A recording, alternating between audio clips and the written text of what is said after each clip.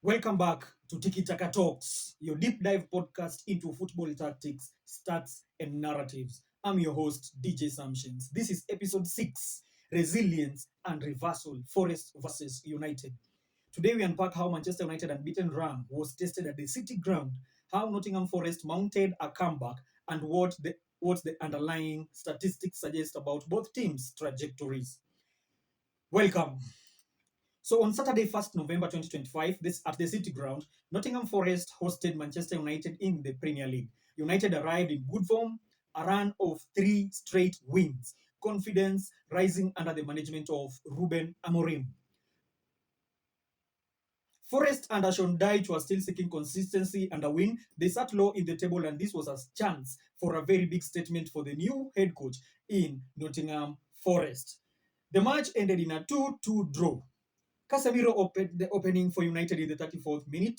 Forest hit back quickly after halftime. Morgan Gibbs White in the 48th minute, and after only 2 minutes, Nicolo Savona was a goal scorer and made a lead in the 50th minute. United rescued a point with a volley by Amad Diallo in the 81st minute.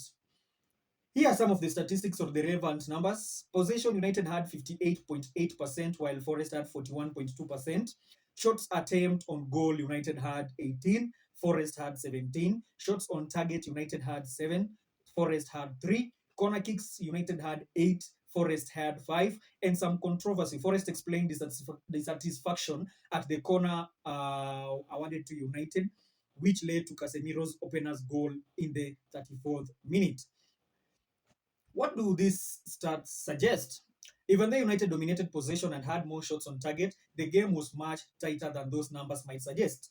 Forest's 17 shots and 18 corners showed they pressed and created chances despite very low or having less possession. The fact that Forest equalized twice quickly after halftime indicates a strong second half start and momentum finish.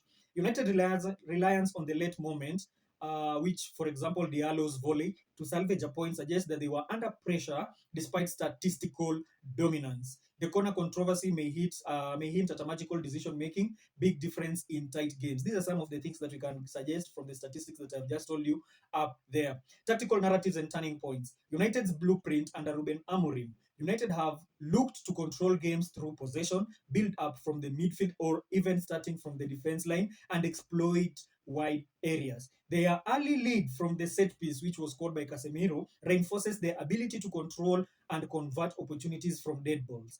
Forest's response. Despite being behind, Forest showed character. Their quick double in 2 minutes' time, just after the break, created and changed the game's momentum. They ramped up pressure, got their chances, used their corners. Dyche, who is the head coach for Nottingham Forest, side may not have dominated but have capitalized. Key turning point in yesterday's game was in the start of the second half. United were in the lead before the after after this first half had ended, but two goals in a span of 2 minutes in minute 48 and minute 50 swung things massively. Let's showstopper Diallo's volley in the first minute to level the game, a moment of individual quality that prevented Forest to get the 3 points in their home turf. That opening goal came from a contentious corner. Forest believed the ball had not gone out. That decision and the resultant goal set the tone for the first half. That made the Forest defense to become more reluctant on their goal. Yet, in the second half, they started with a very high momentum, high pressing, high control of the game. But United were very controlling and dominated also the second half. Segment 4, which I want to talk about, is the implications of the two teams moving forward. For United, their unbeaten run remains alive now 4 matches in a row. And the points keep momentum. The points increase. It's keeping the momentum for the boys. Also, when Wilcox went and visited the team in the training ground, made a lot of confidence or improved their confidence in the United team, and which provided a lot of momentum in today's game. So, but conceding two quick goals and only salvaging a draw against Nottingham Forest raises questions about defensive controversies and concentrations and ability to choose or to close out games. If we could have held the game to the 90th minute, these things will not be the same today. Although we had a final goal that we almost scored, but by Amad Diallo, and it was blocked by the defense, a guy by the name Murillo. That was the best moment for that time. But now the defense made us to go away with a point. A point is enough rather than having losing a game, but it is not enough for us at the moment. Manchester United, we had just tested the second position, and we can see that we are now on the brink of even carrying the trophy back home. The reliance on the late individual moment shows perhaps the system will need refining to consistently dominate games for Manchester United. And for Forest, a point gained at home against a quality side is very much encouraging for them. They showed belief, fight, and ability to turn games around. Good signs under Sean Dyche, but they still haven't got that first win, I believe, and defense lapse or marginal decisions still cost them. They must look at tightening up and making sure turnovers or the quick attacks or set pieces decisions don't hurt them in the future. The human and emotional layer, matches like these have a narrative beyond stats. This you think about the fans at the City Ground. First half was under United's control, and you could hear some chants or songs by Manchester United from that away end. They then lost control, but then the row of hope when United hit back, the heartbreak as United salvage the point later on by Ahmad. For players, Casemiro delivering again for Forest, Gibbs White and Savona stepping up for United delivering under pressure, and Ahmad scoring under pressure. Also, the corner controversy adds that antagonistic edge, the feeling that the home side was somewhat disadvantaged by a decision, and it galvanized them. Some of the quick takeaways from that game: possession isn't everything. United had more possession, but Forest created almost as many chances as United. Momentum swings matter. Two goals in the quick succession completely flipped the game and made United to become a little bit on the low. Set pieces and marginal decisions. The opening corner decision shaped the match. That was Casemiro's goal from Bruno Fernandes' corner. For coaches, United still have work to do to turn dominance into clear wins. And Forest are improving, but still need to convert more chances that they had for them to improve in their game.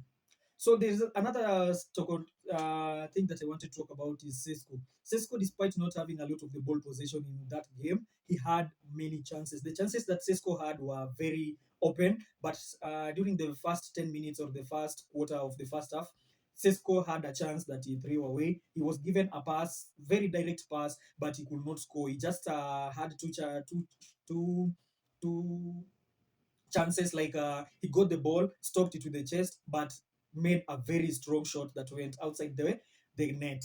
But it was a very good attempt that he made. He had like three chances.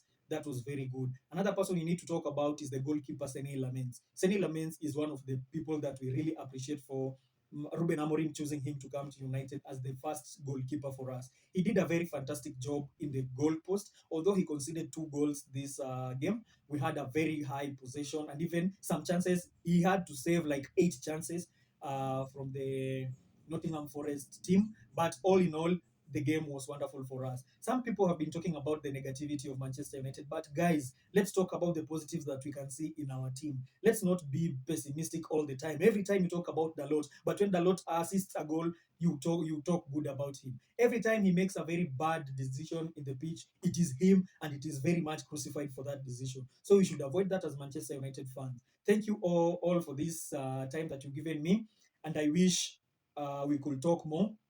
So that's a wrap on episode 6 on Tikitaka Talks. Thanks for listening. DJ Samptions hopes you found this breakdown to be more attractive and also helpful and insightful. Next week, we'll dive into something else as Manchester United go to Tottenham Hotspur Stadium for a very big match. Remember, Tottenham snatched a trophy last season from us with a goal by that guy who was just sacked by Nottingham Forest a while back. I can't remember his name because he's nothing to talk about. So this is going to be a revenge for the fallen. This is going to be a very big match since Tottenham are still ahead of us. They are, I think, number 4 currently on the EPL, and we are number 5 in the EPL. So it's a very big, tight race that we have on top of the league. So this is what I want to talk about. So Manchester United had a few moments while on the second position. After Casemiro scored the first goal in the first half, we were number two. We could see that we were now on the brink of even being the title contenders and even the threat to Arsenal. But now we are still on the move. From number two to number six in the EPL currently, there is a very tight race of that. There is a point difference of just 1 point. We had 17 points, while number two has 18 points currently. So it's a very big tight race there in front or on top of the table. We hope Arsenal they are going to fall before Christmas, and by then we shall know if we are going to win this Premier League. I and Casemiro, I'll always remind you that we talked about Manchester United winning the EPL, even though no one was seeing that before the season started. Thank you so much for today. Kindly remember to subscribe, like, share my content, and so on. Every day I shall be posting shorts on YouTube, so kindly subscribe and look forward to that. Thank you very much.